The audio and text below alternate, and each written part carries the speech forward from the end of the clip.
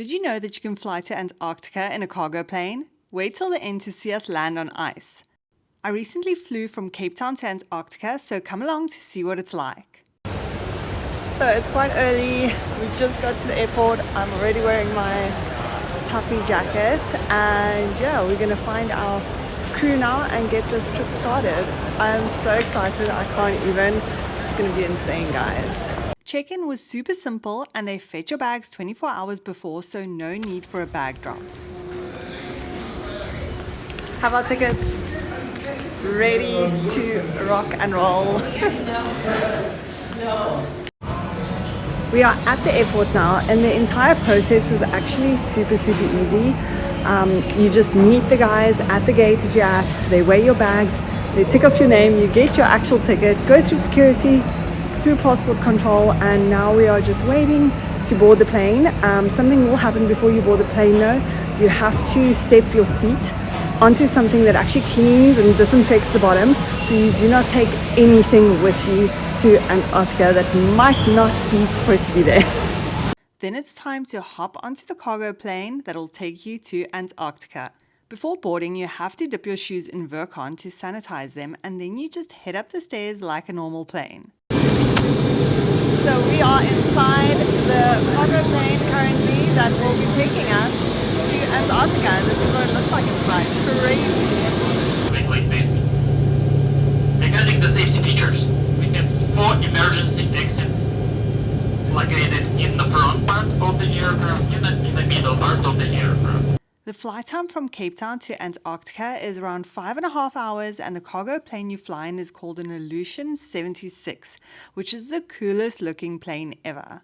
It has windows everywhere on the nose of the plane, which makes for epic views. Unfortunately, you can't just go into the front as the engineer sits in the bottom area, but they did stick our action camera in for us. The plane is usually full of scientists, engineers, doctors, and anyone else working in Antarctica for the summer. It also takes cargo in and out of deepfield. If you're very lucky, then you can also go as a tourist, but less than 300 people get that honor per season. The plane is very basic inside, as you would expect from a cargo plane, although they did install some seats as they do have passengers on almost every single flight. The flight is super smooth as it only flies in good weather. They have a big screen where they have documentaries playing, and as it's quite noisy, everyone gets earplugs, although I just used my noise-cancelling headphones. There are 2 porta potty bathrooms like the ones you get at festivals, but these were actually clean. The plane ride is really comfortable and they even serve food, and it was much fancier than I expected, although the vegetarian option was a bit strange. Luckily, you can help yourself to goodies set out in the front of the plane on a big table.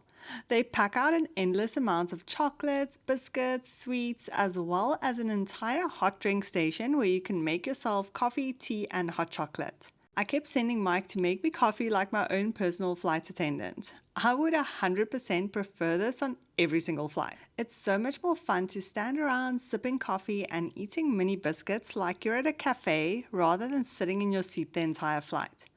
I know it's not possible, but now I feel spoiled.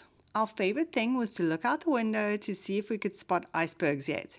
When you do see them, it's absolutely insane. There's so much sea ice as you get there, and it still blows my mind that it's so close to Cape Town.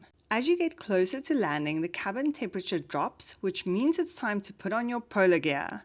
We got all of ours from the North Face in Cape Town. I got to the airport wearing tights, a top, my snow boots, and a puffer.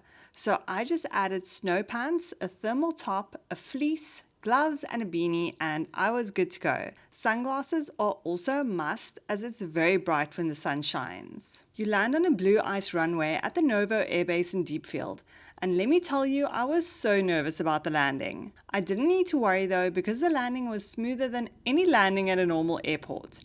It still blows my mind that we landed on ice. The plane ride definitely set the mood for the trip. It was just so cool and different and exciting. It's not something that I ever thought I would do, but let me tell you, now I'm hooked.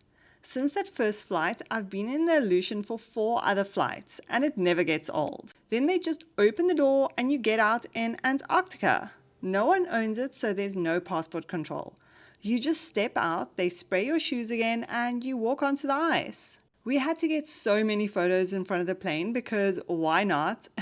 It looked like such a beast just chilling there on the ice. It was pretty cold out when we landed, and Novo is also quite high up. I don't spend a lot of time in cold places, so the first bit, till I got used to it, was pretty crazy, especially handling camera gear without gloves on. It was also so bright my eyes were streaming every time I took my sunglasses off. Our car came to pick us up right by the runway, and then it's time to drive about 30 minutes to our home for the next 7 nights, Ultima Oasis.